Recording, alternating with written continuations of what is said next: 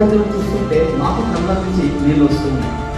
అంటే ఒక అమ్మ నాన్నకు ఈ రోజు వరకు ఇంత విలువ ఉంటుందా, వీళ్ళ యొక్క లక్ష్యం కోసం మేము ఖచ్చితంగా కష్టపడాలా అనే ఒక కాన్సెప్ట్ని, ఒక ఆలోచనని మా విద్యార్థులకు ఈ 4 నిమిషాలు ఖచ్చితంగా మా విద్యార్థులు రాబోయే రోజుల్లో, అది సెకండ్ ఇయర్ విద్యార్థులు కావచ్చు, ఫస్ట్ ఇయర్ విద్యార్థులు కావచ్చు, ఒక లక్ష్యాన్ని ఏర్పాటు చేసుకొని మేము ముందుకు వెళ్తాము అని ఈ రోజు నుంచి వారి మనసులో, వాళ్ళు బాహ్యంగా కాదు అంతర్గతంగా ఈరోజు ఒక మొక్కలు నాటారు.